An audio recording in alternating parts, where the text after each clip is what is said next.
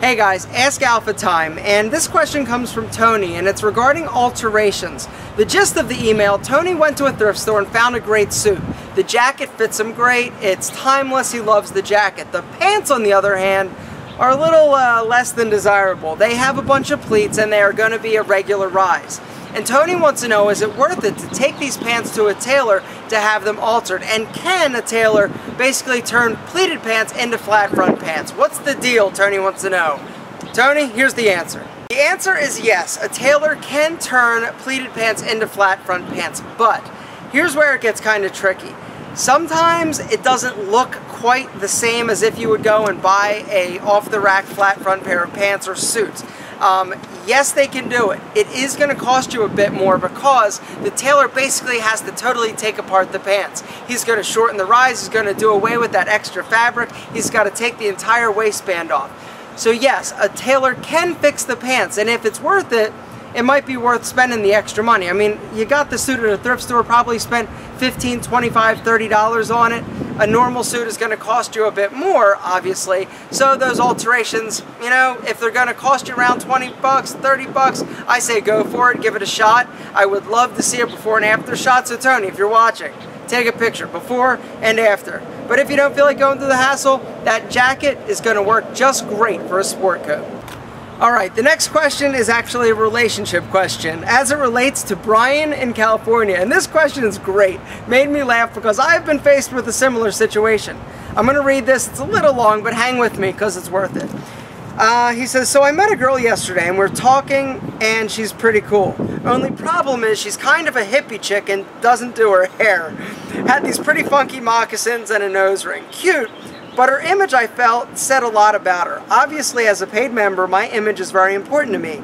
She didn't seem nicely put together. Is it wrong of me to disqualify somebody based on this? I don't know your take on female image, but I was wondering your take and advice, as it seems that I'm only into fit girls with nice clean hair and very feminine outfits. Help a brother out, Alpha. Thanks. And you're very welcome, because we're going to get into this. Brian, come on. All right. Let's be honest. Who hasn't seen some girl or some guy, if, you know, whatever, and been like, yo, I don't care that she's got purple hair. She is hot, and I would so nail that. Okay, maybe he didn't say it like that because that was kind of creepy, right? But who hasn't seen somebody been like, yeah, they're not really my cup of tea, but I would get in and get out or whatever it is.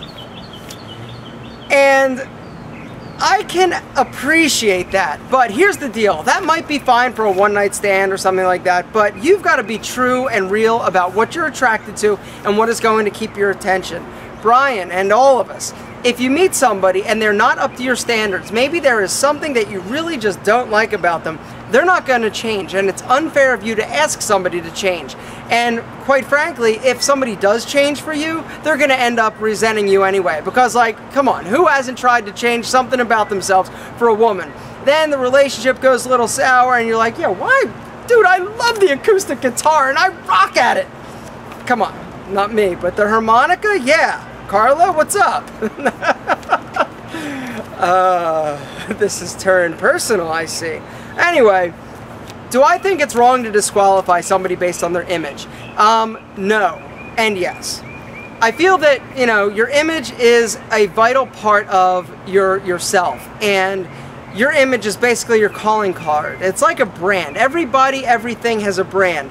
This woman is telling you that she's sort of a tree-hugging, earth-loving, free-to-be you-and-me hippie. She doesn't comb her hair, she wears moccasins, she has a nose ring. Dude, she's probably not going to...